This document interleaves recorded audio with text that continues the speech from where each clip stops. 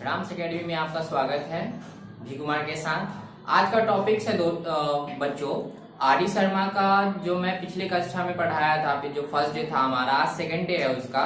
तो R D Sharma में मैंने आपको बताया था 1.1 का जितने भी क्वेश्चन आंसर थे उसका सॉल्यूशन। आज हम लोग वो आर डी शर्मा में ही चैप्टर वही जो रेशनल नंबर था हमारा, और उसमें एक्सरसाइज 1.2 मतलब नेक्स्ट एक्सरसाइज को पढ़ेंगे, देखेंगे।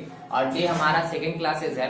तो आज का टॉपिक है बच्चों कि मैंने 1.3 तक बताया था, जो प्रॉपर्टीज या जो कंडीशंस था, जो क्राइटेरिया था मैथ्स में जो रेशनल नंबर का था। आज 1.4 का है। तो आज 1.4 है। तो 1.4 आर डी शर्मा का बुक में दिया हुआ है क्या कि प्रॉपर्टीज ऑफ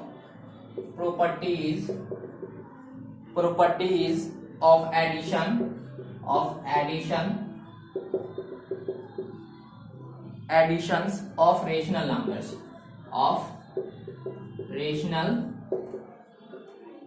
नंबर्स। अब इसका प्रॉपर्टीज क्या है, अब ये कैसे बनते हैं, कौन से इसका क्राइटेरिया है, कौन सा इसका मतलब गुण है एडिशन का, उसको देखेंगे। तो फर्स्ट तो हमारा है बच्चों क्लोजर्स लॉ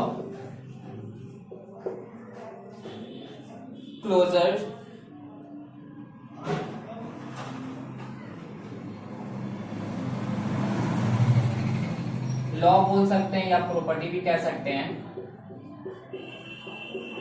घबराना नहीं है। सेकेंड है हमारा कम्यूटेटिव लॉ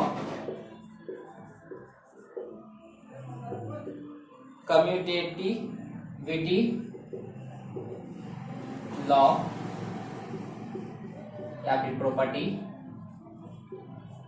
ठीक है। थर्ड नंबर जो हमारा थर्ड टाइप है प्रॉपर्टी ऑफ एडिशंस का, वो एसोसिएटिविटी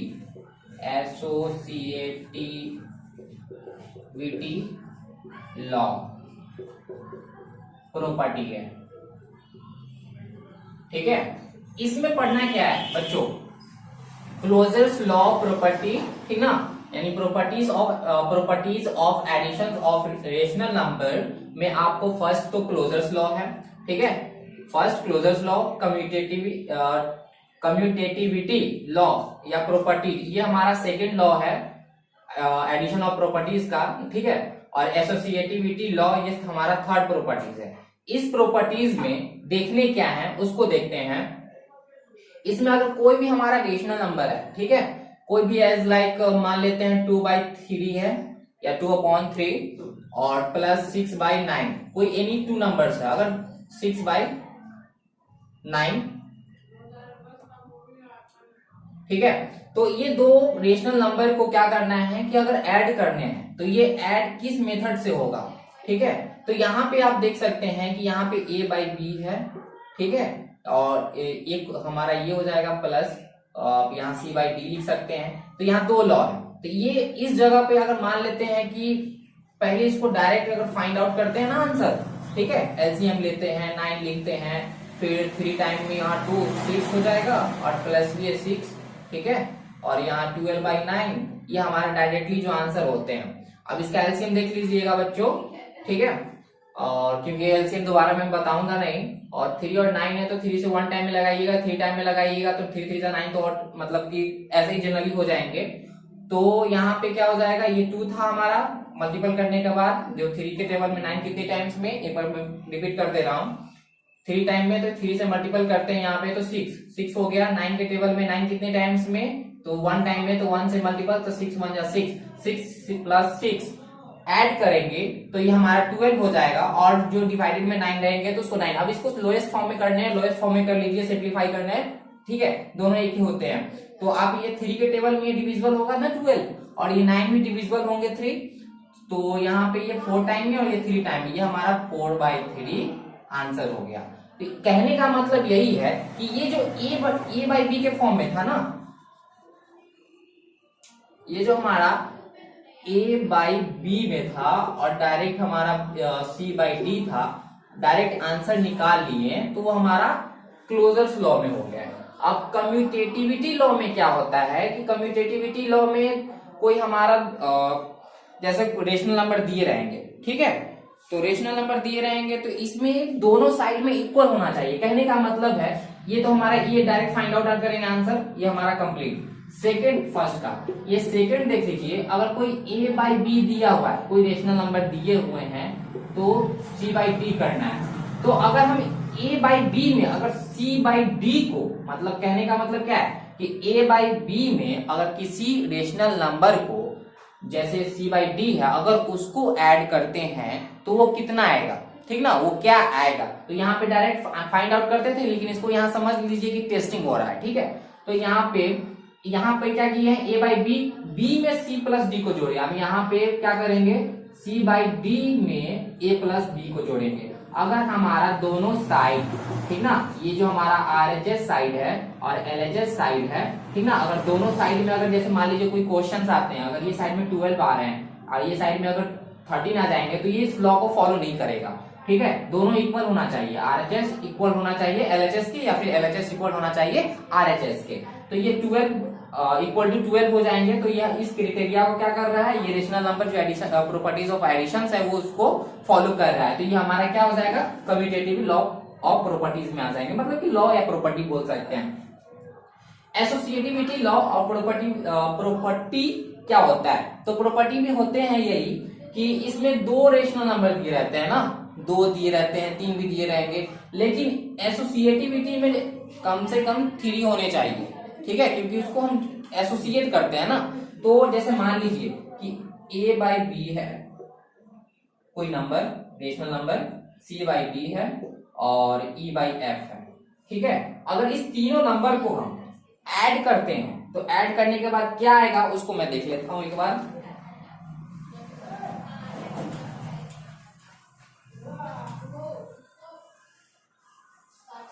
ठीक है, तो a बाई बी है, c बाई डी है, e बाई एफ है, इस तीनों को ऐड करते हैं, a बाई बी हो गया प्लस c बाई डी हो गए, क्योंकि एडिशन पढ़ रहे हैं ना, तो e बाई एफ हो गए। तो ये साइड भी जैसे हमारा क्या था कम्यूटेटिविटी लॉ में कि दोनों साइड में सेम लिखेंगे, लेकिन यहाँ थोड़ा सा ना अलग हो जाते हैं, चेंज हो जाते हैं।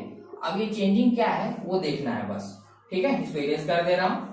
अब यहाँ पे कि फर्स्ट वाले को छोड़कर ब्रैकेट डाल देंगे, और यहाँ पे लास्ट वाले को छोड़कर ब्रैकेट, ठीक ना, कवर कर देंगे इसको। तो इसमें करना क्या है कि ब्रैकेट का मीनिंग ही होता है ना, जो स्मॉल ब्रैकेट होते हैं, कैपिटल ब्रैकेट होते हैं, फिर मिडिल ब्रैकेट होते हैं, उसका तो क्या मतलब कि फंक्शंस है वो तो आप ऑलरेडी जान रहे हैं। तो ये जो ब्रैकेट है ना, ये ब्रैकेट का जो काम होता है, जो वर्क होते हैं उसको पहले करते हैं। तो इस ब्रैकेट का काम पहले करके यहाँ पे सिंप्लीफाई करके प्लस में जो आएगा उसको लिखते हैं, फिर ये हमारा बाद में एडिशन के लिए छोड़ देते हैं। फिर यहाँ पे फर्स्ट वाले को छोड़ दिए थे ये साइड में, अब इसको लास्ट वाले को छोड़ देंगे। अब इसका भी सिंप्लीफाई करके इक्वल के बाद जो अगर समथिंग आते हैं उसको लिखेंगे और प्लस e बाई एफ को लिखेंगे, ठीक है। तो अगर ये इसी तरह से सिंप्लीफाई करते हुए अगर दोनों साइड में इक्वल आ जा रहा है, मतलब क्या कि LHS इक्वल टू RHS, तो ये हमारा जो रेशनल नंबर है इस क्राइटेरिया को, इस प्रॉपर्टीज को फॉलो कर रहा है, ठीक है। तो इसमें अब क्वेश्चंस पे जब आएंगे ना तो उसमें और भी मजेदार में मैं आपको समझाऊंगा। तो इससे आपको पता चल गया ना कि ये जो हमारा था एसोसिएटिविटी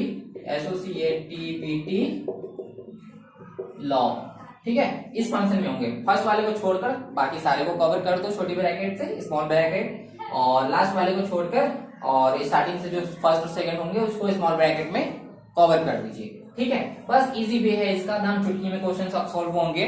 तो मैं एक काम कर रहा हूं अब आप लोगों को कि अब डायरेक्ट क्वेश्चंस पे आते हैं, या फिर देख लेता हूं कि प्रॉपर्टीज इसका और भी है कि नहीं है, ठीक है। कुछ प्रॉपर्टीज इसमें है, एग्जिस्टेंस ऑफ एडिटिव आइडेंटिटी, ठीक है।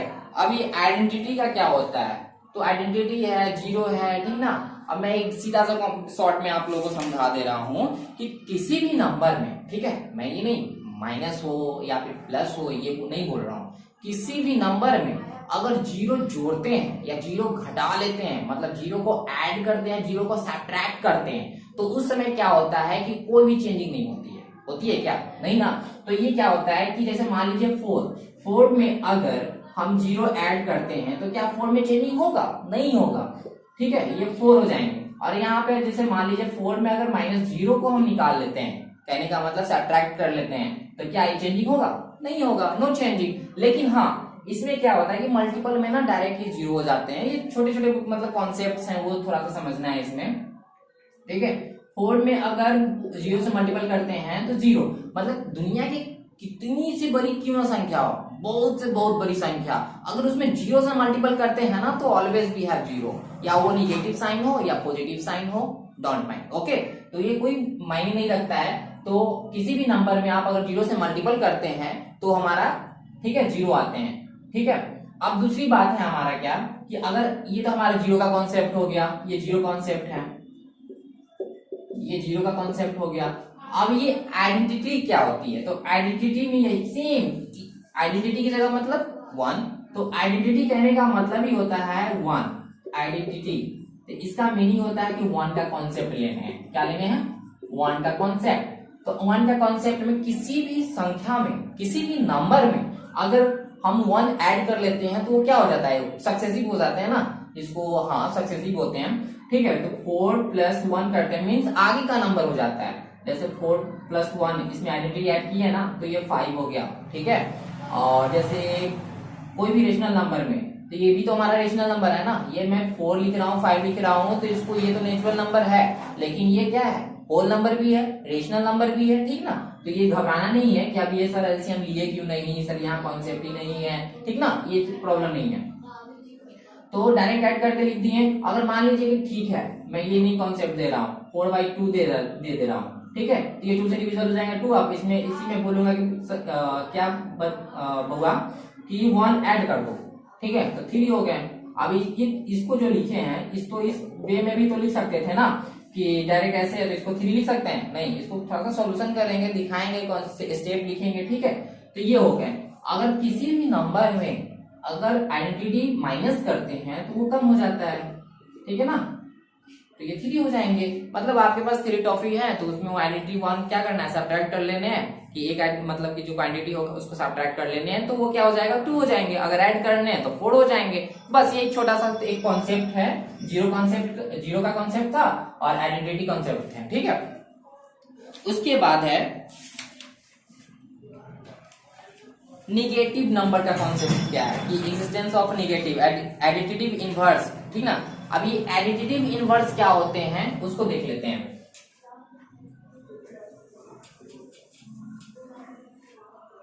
एक तो हमारा एडिटिव इनवर्स है, एडिटिव इनवर्स, ठीक है।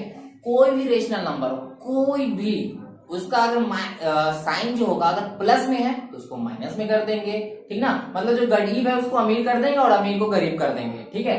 तो जैसे मान लीजिए दुनिया की कोई भी नंबर ले लो, रेशनल नंबर ले लेते हैं आप लोग, या फिर 2 ले लो या 3 ले लो, ठीक ना, माइनस में ले लो, ठीक है, 1 2 प्लस में भी ले लो, तो ये हो गए।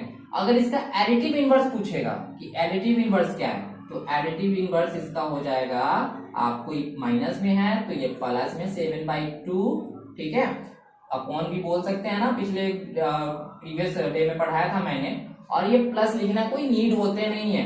फिर ये प्लस में 2 है बच्चों, तो ये क्या करना है कि प्लस में है तो माइनस में 2 लिख लेंगे, ठीक है।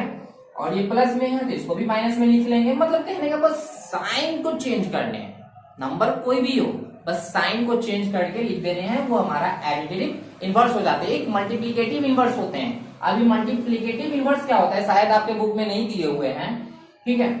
मल्टीप्लिकेटिव इनवर्स क्या होता है? मल्टीप्लिकेटिव इनवर्स, ठीक है, ये रेशनल नंबर में भी लागू होते हैं, ठीक है।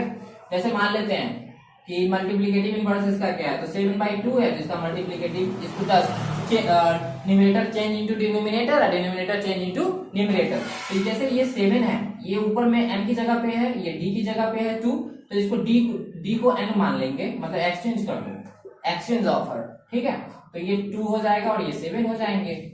मतलब यहाँ डिनोमिनेटर है, यहाँ न्यूमरेटर हो गए, और यहाँ न्यूमरेटर जो था हमारा डिनोमिनेटर में आ गए, तो ये हमारा मल्टीप्लिकेटिव इनवर्स हो गए। अब ये माइनस में है प्लस में, हाँ एक क्वेश्चन तो बनते हैं कि जैसे मान लीजिए कि सर ये 4/3 है और इसका मल्टीप्लिकेटिव इनवर्स क्या आएगा, तो मल्टीप्लिकेटिव इनवर्स इसका बाबू 3/4 हो जाएंगे। असल ये माइनस तो माइनस भी होंगे, मल्टीप्लिकेटिव में होते हैं। ठीक है, तो नेक्स्ट कॉन्सेप्ट है अब हमारा है कि निगेटिव साइन को कैसे इसमें एडिशन करते हैं। ठीक है, तो निगेटिव साइन जो होते हैं, जैसे मान लीजिए निगेटिव जो रेशनल नंबर होंगे, ठीक है ना, निगेटिव साइन कहाँ कहाँ यूज होंगे, कैसे कैसे होंगे, उसको देख लेते हैं। अब इसमें क्या है कि concept of negative rational numbers. कोई रेशनल नंबर हमारे पास 7/2 है, शायद ये मार्कर नहीं चल रहा है, 7/2 है। ठीक है, इसमें कोई निगेटिव नंबर रेशनल नंबर को ले लेते हैं, जैसे मान लेते हैं -4/3 को ऐड करना है, ये निगेटिव है ना। ठीक है, तो ब्रैकेट में ले लीजिए, दोनों साइन को एक साथ नहीं लिख सकते हैं, तो ब्रैकेट ले लेने के बाद ये प्लस और माइनस, माइनस ये 4/3, ठीक है, ये 7/2। ओके, ये हमारा क्वेश्चन है। तो ये हो गया। अब इसका क्या लेंगे, एलसीएम, जो पिछली कक्षा में जो प्रोसेस मैंने आपको बताया था वही करना है। 2 और 3 का कोई कॉमन फैक्टर होगा नहीं, तो डायरेक्ट मल्टीपल कर लेंगे, तो 6 हो जाएंगे। और 2 के टेबल में 6 कितने टाइम्स में, तो 3 टाइम्स में, तो 7 3 का 21 माइनस और 3 2 यानी 8। कहने का मतलब है कि यहाँ पे 13 आ जाएगा और यहाँ 6 आ जाएगा। अब इसका कोई भी डिविजिबल नंबर, कॉमन डिविजिबल है नहीं, तो बस ये हमारा आंसर हो गया। तो निगेटिव जो नंबर्स होंगे, negative addition of negative rational numbers, addition of, ठीक है ना, negative rational numbers, rational number को आई, रेशनल नंबर को आर मान लेते हैं, ये तो रियल नंबर होता है, p/q। ठीक है, ये रेशनल नंबर्स होते हैं। फिर नेक्स्ट, अब डायरेक्ट समय को बर्बाद किए हुए क्वेश्चंस पे आते हैं।